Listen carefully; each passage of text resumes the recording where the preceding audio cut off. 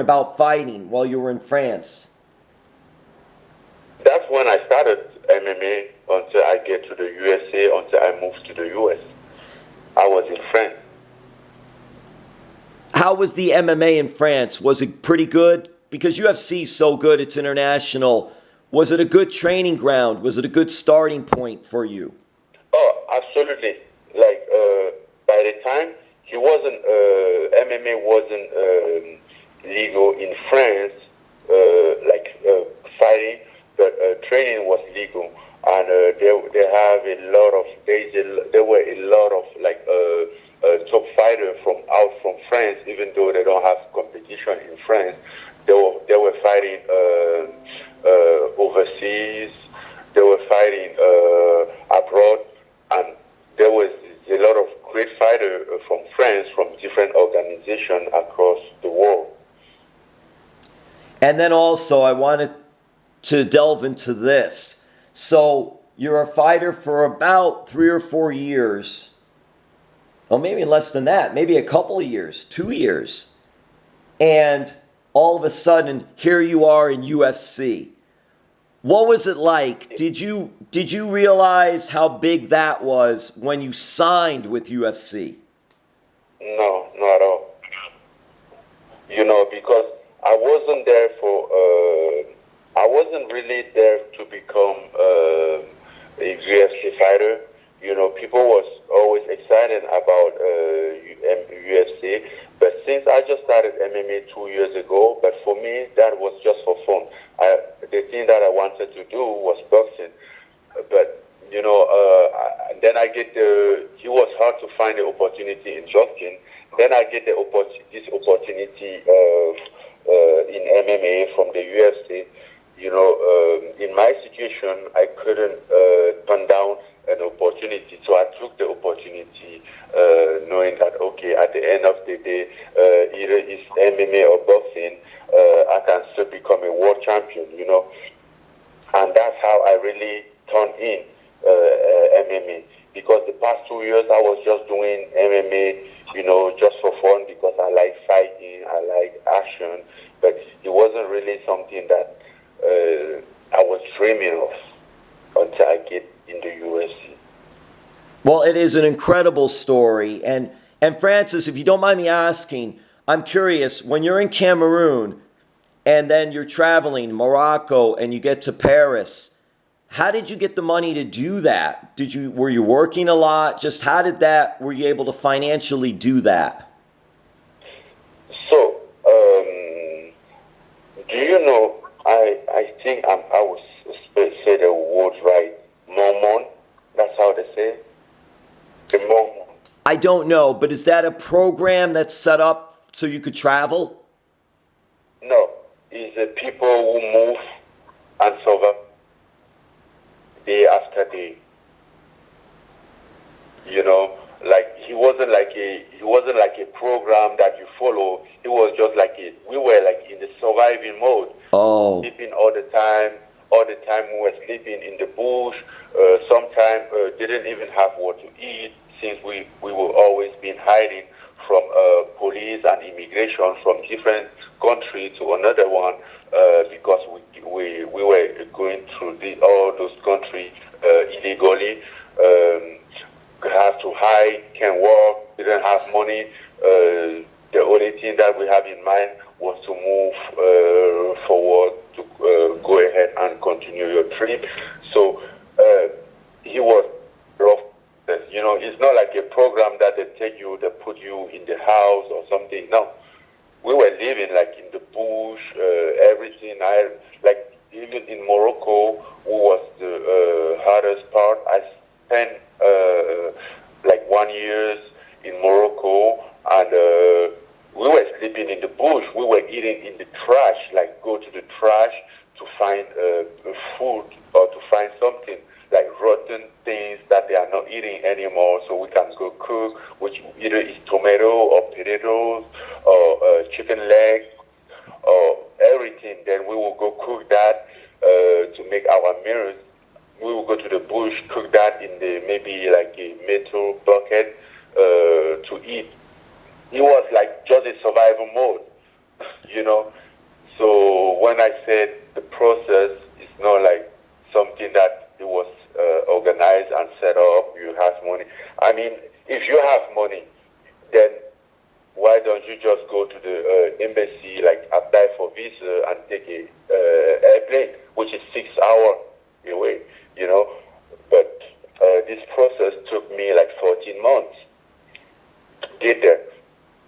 It's an amazing story, and just to be able to see what you did and where you've become, what you've become, is just inspiring in itself.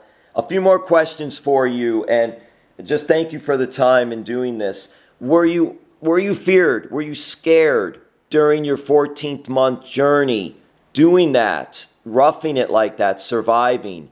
Were you ever scared during those months? Oh, absolutely. Because we went through a lot of things. We see people die. I mean, I don't know if you might be conscious of that, but like he's kind of like a hair on earth, you know, that kind of life.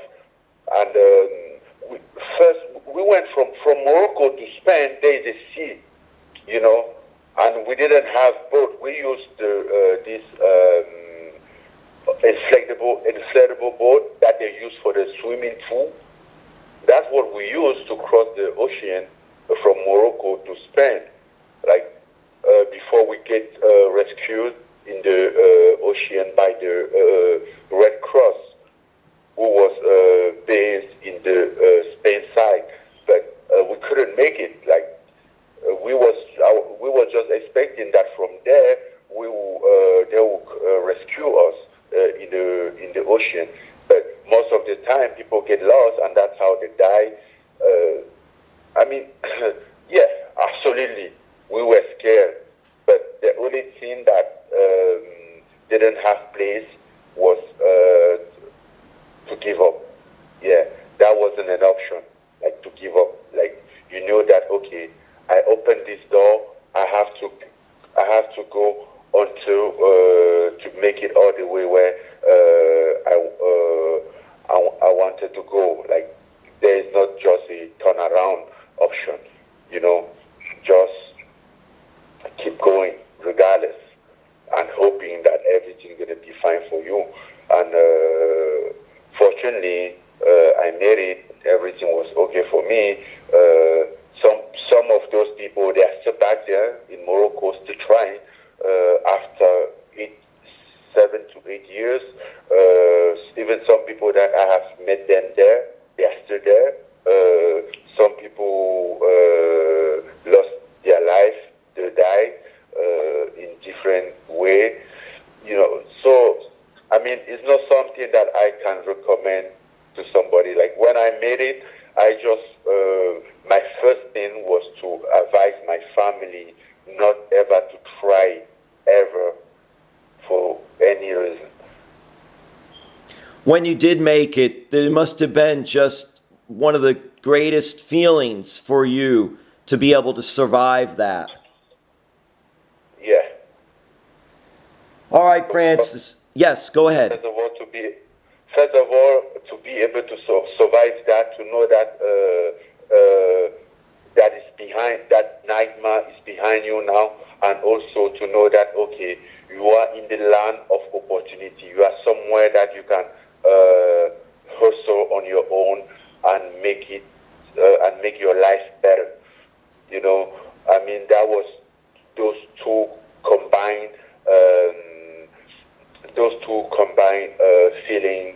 feelings that I had at the time, and it was so great. I remember I was in France. When I went in France, I was homeless because I didn't have a place to stay. I didn't have family. I was sleeping in the parking lot. But I think that was one of my happiest moments in life.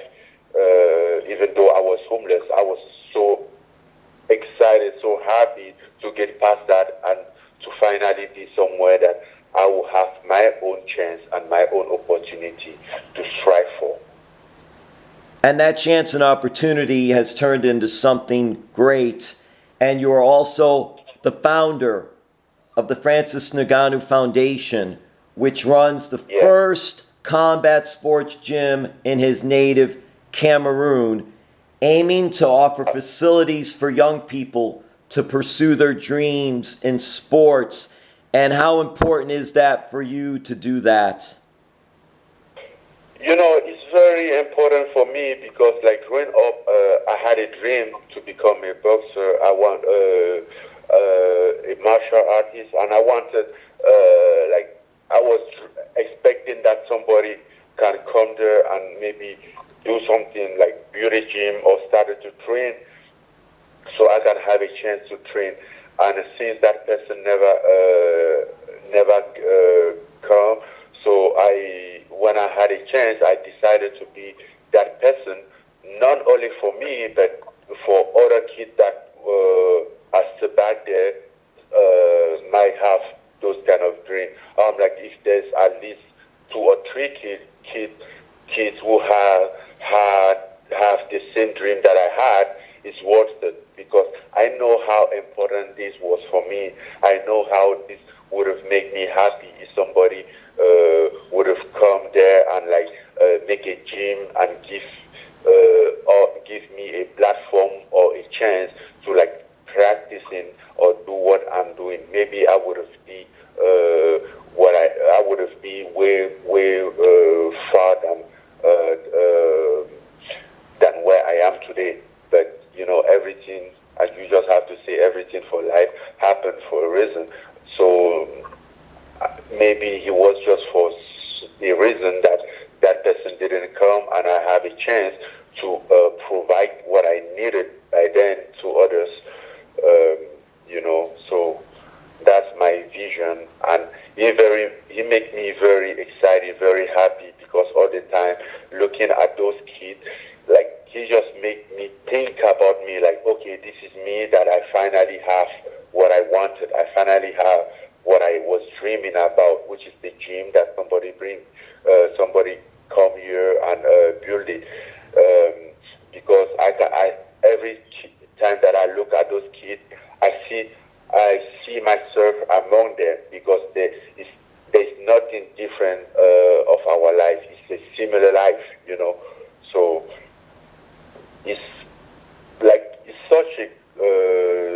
it's something very personal for me. I don't know if I can explain that, and if you can really understand, but it's something really personal for me, who hurts me to dealing with my childhood, who was missing, to dealing to kind of making my peace with my childhood, because I always get upset in my situation in my childhood. I miss my childhood. I didn't have a childhood as a kid should have had, and I was always complaining about that. So I kind of trying to fill this hole that is empty in that spot. So maybe it can help me move forward and get past it. But that's my vision. Well, yes, psychologically and mentally, what you're doing too is through those kids, you're saying, okay, I had to go through this. I didn't like it. But now, because I went through it and didn't like it, I'm helping other kids so they don't have to go through that. So my reason for doing it, one of my reasons, is because I went through that and I did not like it. It was not right. And now I'm going to help these kids. But if I never went through that, maybe I wouldn't be doing this. Maybe I wouldn't be helping these kids. Yeah, absolutely. Because and that's where it's different. Because some people didn't do that just because they don't know exactly what it is like, you know. But I've been there in the same exact spot, so I know what it feels like. I know what it looks like. And doing it now, personally, it helps me mentally and psychologically to feel good. Do you think we'll ever see, maybe not UFC because they're so big, but do you ever think or do you want to have a MMA fight event in Cameroon? Listen, UFC is too big, right? But Cameroon is not small. They will have a UFC in Cameroon, like absolutely. I have had a talk about it already, but certain thing wasn't on place. But we're gonna get there. Yeah, it's not easy now with COVID anyway, but yes, but it would be so interesting to have that and have you there fighting. Yeah, it'll happen. You'll be like a hero there too. It's such a cool and interesting story. Okay, I wanted to wrap it up with some of the PeaTos. Hey, before PeaTos, what were some of your favorite unhealthy snacks? Okay, so I'm a heavyweight, but I'm still kind of like washing my diet. I'm kind of like trying to eat it clean. You know, I wash everything that I eat. So I don't eat a lot of dessert. I don't eat a lot of snacks. If PeaTos wasn't PeaTos healthy snack, I'm sure I wouldn't be on board. Like, I'm not an unhealthy snack guy. I can eat some nuts.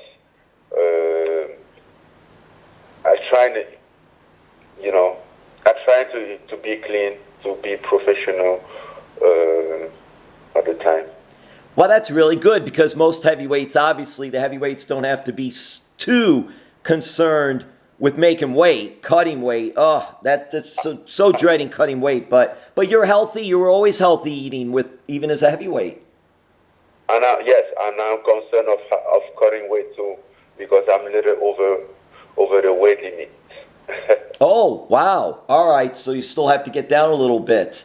Well, PeaTos is the rapidly growing breakout pea-based junk food style snack chip brand that is healthy. And the Predator is part of the PeaTos team. And I'm wondering, Francis, will you have PeaTos? I don't know if this has been discussed yet, so I'll ask you. Will PeaTos be on the sign when you're fighting? They have the sign behind you in your corner. Are they going to be part of that, or we don't know yet? No, we are not allowed to have that in the UFC, unfortunately.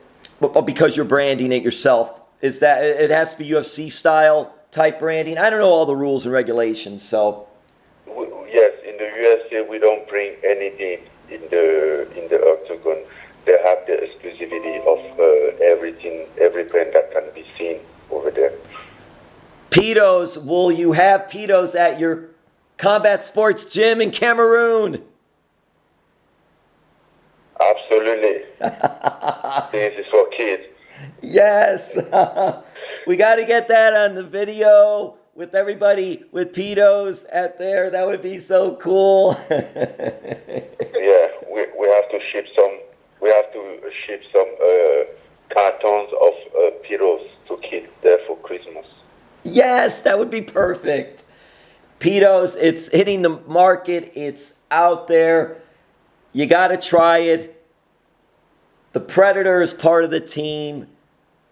UFC #1 ranked heavyweight will be getting his title shot to be announced. We want to thank you so much. Is there anything you would like to add in closing? I don't know if you have any social media for fans or anything else that you're doing with PeaTos. My social media is just my name, Francis Ngannou. Either it's Instagram, Facebook, and Twitter. Thank you so much. And I have a home workout program on YouTube as well. I have some cool video from home on my YouTube channel. Oh, from where you are now in Vegas, or when you go visiting in Cameroon? When I go visiting in Cameroon. Oh, that's really good. Can we see the sports gym, the combat sports gym in the video? Yeah. Oh, that's great. Well, Francis, thank you so much for taking the time, and all the best in the future. Thank you very much. Yeah, Jim, I just wanted to real quick say that PeaTos are the new heavyweight champion in snack chips. There we go. Wait a second. Wait to say this. PeaTos, we have our PeaTos rep on. So, yes, please give us anything else about PeaTos that you can tell us? Well, yep, so PeaTos are the new heavyweight champion in snack chips, and we're really excited about our partnership with Francis and excited to see where this goes in the future. When will PeaTos be available to the market, or is it available right now? Yeah, we are available in over 4,700 retailers nationwide, with Kroger being our flagship store.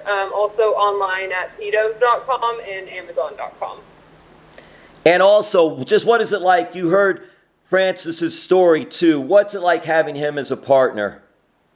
Yeah, we're really excited. We kind of go for the underdog. We're battling a giant like Frito-Lay, so we are definitely an underdog in the snack space, and to partner with someone else who, has overcome so much in their life is definitely something that we're really excited about, and we love Francis' story and excited that he loves the brand as well. And then lastly, with PeaTos, just what can you tell us about a little bit of the beginnings of PeaTos? And it does rhyme with something else, which I won't mention. Oh, yeah.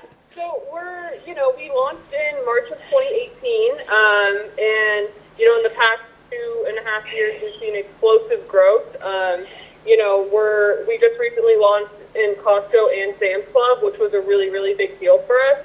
And our online site also launched this year. So, we're on the path that we want to be on, and we're really excited for the growth and, getting partners like Francis to help get our name out there. Do you know who came up with the name? It's a cool name.